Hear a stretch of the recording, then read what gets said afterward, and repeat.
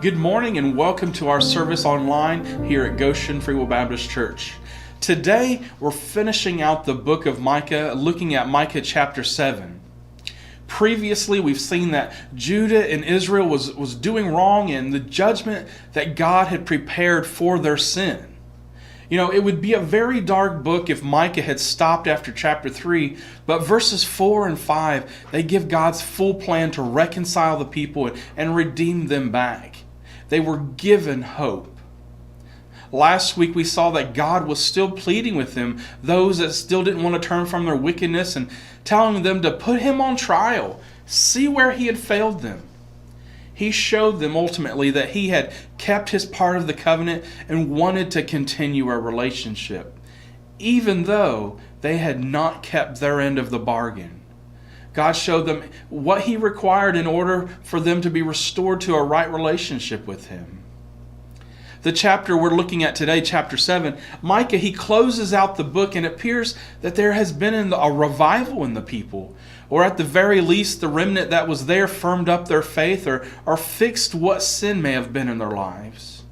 What we are given in this chapter is a pathway that brought the people back to a right relationship with God. We can use that in our lives today as a checkup to make sure that we're on the right path. Or if we're not on that right path, use this as a pathway to restore our relationship with God, even if it has been broken. We find that pathway given to us in verses 7 through 9 of Micah chapter 7. The Bible says, "Therefore I will look unto the Lord, I will wait for the God of my salvation. My God will hear me. Rejoice not against me, O mine enemy. When I fall, I shall rise.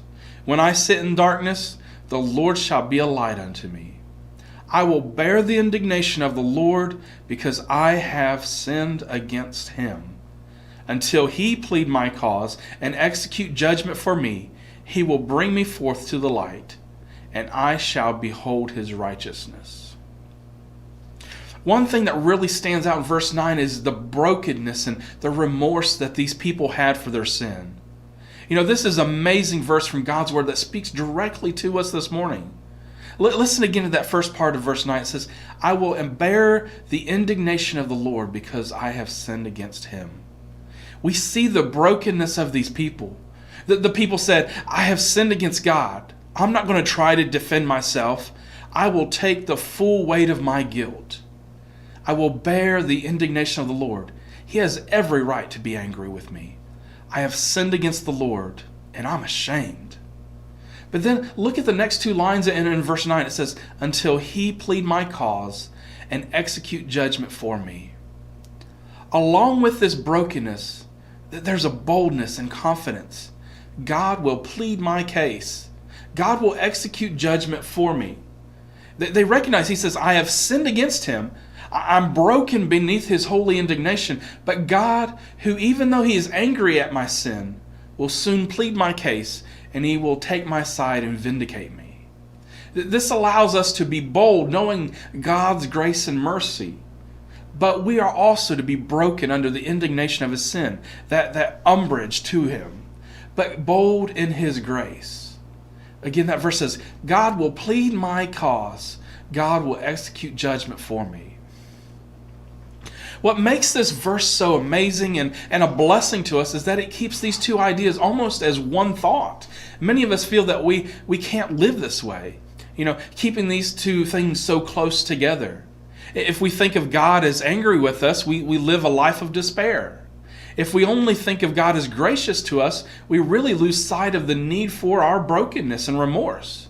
Many times today, we usually separate these two ideas that we see that the Bible keeps together in this passage. The goal of today's message is this: let's keep that brokenness and that boldness together. When we sin, accept that God is disgusted with our sin and not deny it or hide that. But when we do sin, we need to be bold and believe that God will plead our cause and defend us in justice. Honestly, that's today's sermon in a nutshell. Keep together what God has joined, that brokenness and the boldness. A couple weeks ago, I mentioned a quote from Dietrich Bonhoeffer in one of my sermons. He was a German theologian that Himmler ordered to be hung at a concentration camp in Buchenwald. Before he was killed, he wrote a short book called The Cost of Discipleship. The quote I read a few weeks ago comes from his first essay. It was a response to Micah's preaching where he coined the term cheap grace. Let me read it to you again to remind you what he said. Listen closely and see if it reminds you of what we heard about the people that Micah was preaching to. It says, cheap grace is the deadly enemy of our church. We are fighting today for costly grace. Cheap grace is the preaching of forgiveness without requiring repentance, baptism without church discipline, communion without confession, absolution without personal confession. Cheap grace is grace without discipleship, grace without the cross, grace without Jesus Christ living and incarnate. He continues on in another part of the book and says, let the Christian rest content with his worldliness. Let him be comforted and rest assured in his possession of grace, for grace alone does everything. Instead of following Christ, let the Christian enjoy the consolations of his grace. That is what we mean by cheap grace. The only man who has the right to say he is justified by grace alone is the man who has left all to follow Christ. Cheap grace, it was everywhere in Micah's day. Bonhoeffer in the 1940s in Germany, he saw it around him. And today we see it really prevalent in our churches. Cheap grace is that wrong response to the preaching of the prophet Micah. It's that wrong way to approach grace. If the universal church doesn't change its way today, there will be judgment, like there was in Israel's time. The question that we have to answer today is this: will we as Americans learn from the past and those past mistakes and respond to Micah's message, or are we going to continue to repeat those mistakes? It really seems that we're at a critical moment in our world, kind of a tipping point, if you will. Are we willing to change from a mediocre, basic Christian life to a life that is completely sold out for God? In the last chapter of Micah, we see that we have to have a bold brokenness.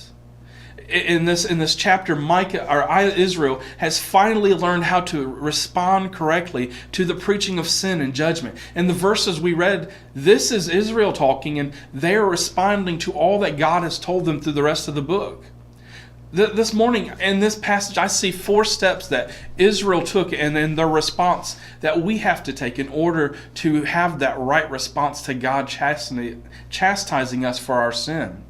It's a pathway to bold brokenness. The first step I see is to experience immovable unity with God. The pathway of bold brokenness, it begins with unshakable unity with God. I get this from the last verse in last phrase in verse 7. It says, "My God will hear me." The words "my God" show that yes, I have sinned, but I still have a strong union with God. This is what happens when a person turns from depending on themselves and starts depending on God. In our sinful state, we still belong to His family. We're still His child. Many times we live defeated as if something or somehow the wrong things we do temporarily kicks us out of God's family. We need to keep in front of us the idea that God is still with us. He still loves His child. It's like a parent disowning a child because they lied to them or stole from them. They wouldn't do that because this is their child. They love them, even though the child hurt them. This is exactly like becoming a citizen of a new king back in medieval times. He would leave the old kingdom and pledge his loyalty to a new king. He would follow him, fight under his banner, and then from that time forward, he is that king's subject, and that king is his king. There's a unity, there's a sense of loyalty to this new king. In that same way, when we become Christians, we are now part of God's family, the King of Kings family. We can say that this is my king, this is my God. We now have a solidarity or a unity with God that is not on shaky terms. Hebrews 4:16 tells us, "Let us therefore come boldly unto the throne of grace, that we may obtain mercy and find grace to help in the time of need." Remember, maintain unity with God. He loves us in spite of our sin. The next step on that pathway is to accept scolding when you sin. That pathway of bold brokenness, it willingly receives the indignation from God when we sin. We don't minimize the ugliness of our sin. We don't play down how offensive our sin is to God. And we don't say to God that God, you can't get angry at us. Instead, we are sorry that we have displeased God. We are broken by our sin and remorseful. We see this in the first two lines of verse 9. It says, "I will bear the indignation of the Lord because I have sinned against him." I truly believe that this is one of the reasons why our churches are in the shape they are in today. We fail to accept God's displeasure for our sin. John Piper said this. He says, "We don't sit quietly and humbly in the guilt under the cloud of God's disfavor and bear the indignation of the Lord in patience." We tend to skip over this part because it don't feel good. Paul, he reminds us of this of Proverbs 3 and in Hebrews 12:5 through 11, and then he takes time to explain it further. He says, "And you have forgotten the exhortation that addresses you as sons. My son, do not take the Lord's discipline lightly, or lose heart when you are reproved by him. For the Lord disciplines the one he loves, and punishes every son he receives. Endure suffering as discipline. God is dealing with you as sons. For what son is there that a father does not discipline? But if you are without discipline, which all receive, then you are illegitimate children and not sons. Furthermore, we had human fathers discipline us, and we respected them. Shouldn't we submit even more to the Father of spirits and live? For they disciplined us for a short time based on what seemed good to them. But he does it for our benefit so that we can share his holiness. No discipline seems enjoyable at the time, but painful. Later on, however, it yields the peaceful fruit of righteousness to those who have been trained by it." When we sin, we need to recognize God's displeasure. God disciplines us for our sin, and we need to endure it, knowing that the reason for the punishment is because he loves us, and he wants us to understand what we've done wrong. He doesn't want us to continue in our sin, but he wants us to grow and enjoy that fruit of righteousness that the verse talked about. You know, when our children do wrong, it hurts us inside because we don't want to punish them. But because we love them and want them to turn out right, we correct them and take away their freedoms temporarily. We need to accept the punishment for our sin and endure it. But thirdly, we need to take bold confidence in the grace of God. The pathway of bold brokenness does not lose that confidence in the grace of God, but it believes that even though God expresses his indignation or disgust at our sin, he will still plead our case and bring us from that indignation and judgment and restore us to the light of life. God expresses that to us again in verse 9. It says, "I will bear the indignation of the Lord because I have sinned against him until he plead my cause and execute judgment for me. He will bring me forth to the light, and I shall behold his righteousness." That darkness is the darkness of my sin and God's indignation. But it is God who is disgusted by our sin that is the one that is there to restore us, to redeem us and bring that fellowship with him. You know, God is our deliverer. Look at the boldness of verse 8. It says, "Rejoice not against me, O mine enemy. When I fall, I shall arise. When I sit in the darkness, the Lord shall be a light unto me." The difference between this and cheap grace is that sin is taken seriously. After we commit sin, there is a fall from God's favor. God takes offense at our sin and the wickedness in our life. There is a time where we have to recognize that we have done something that has seriously hurt God and is breaking our fellowship with him. There has to be brokenness and remorse, and that we deal with God's correction. If this is missing from our lives, then we are shallow and fake Christians, just breezing over our sin and wanting to get quickly to the feel-good forgiveness part. In the middle of this miserable time, though, this time where we experience the judgment for our sin, there is always hope that God gives us. In that time, Satan mocks us and whispers in our ear that we're finished, we're done.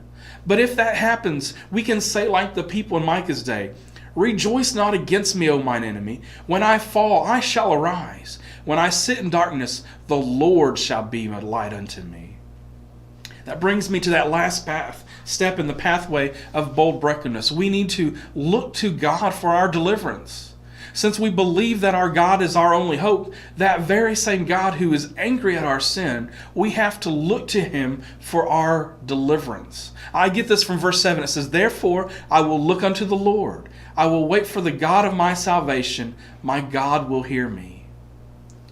The psalmist, he recognized that God was the great deliverer, and he expresses that in Psalm 121. He says, "I will lift up mine eyes into the hills, from whence cometh my help. My help cometh from the Lord, which made heaven and earth. He will not suffer thy foot to be moved. He that keepeth thee will not slumber.